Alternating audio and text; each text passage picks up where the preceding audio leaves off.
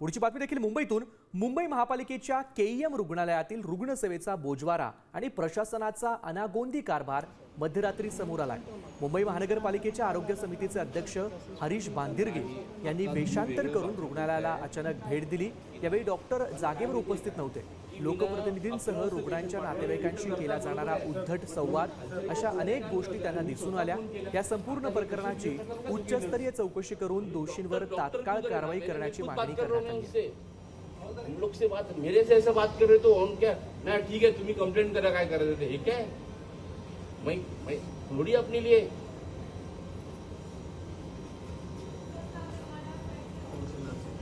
चल सकते हैं। चलो त्यांना सांगू द्या आणि जर लँडलाईनवर कॉल आला तर आम्हाला उचलणं भाग आहे ना सर, मी उचलतो। मग सरांचा पण कॉल आला तर मुंबई महानगरपालिकेच्या रुग्णालयाचा प्रश्न वारंवार समोर येतो। या सगळ्या संदर्भामध्ये वेगवेगळ्या तक्रारी देखील येतात, मात्र याकडे दुर्लक्ष देखील तेवढंच होताना पाहायला मिळत होतं। मात्र याचा प्रत्यक्ष अनुभव घेण्यासाठी स्वतः आरोग्य समितीचे अध्यक्ष हरीश बांदिर्गे स्वतः काल केईएम रुग्णालयाची पाहणी आहे ते रात्रीच्या वेळेस केलेली आहे। मी स्वतः एक पेशंट पाठवला होता सकाळी 11 वाजता, रात्री 10:30 वाजेपर्यंत तो ॲडमिट नव्हता झाला।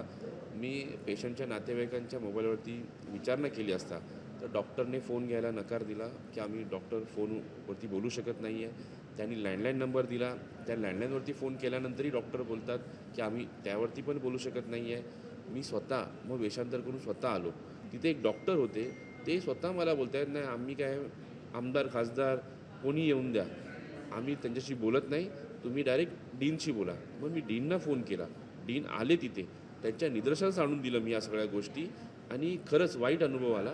पण एवढंच सांगेन, एक सेवक म्हणून जे करायला आम्ही प्रामाणिकपणे करतोय ते प्रामाणिकपणे करतोय।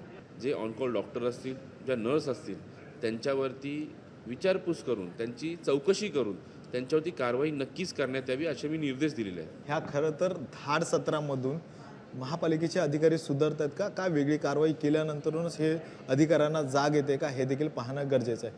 व्हिडिओ जर्नलिस्ट सुशांतसह गणेश कवडे, साम टीव्ही मराठी, मुंबई। मी साम टीव्हीच पाहते, तिथल्या बातम्या मला रिलेट करतात।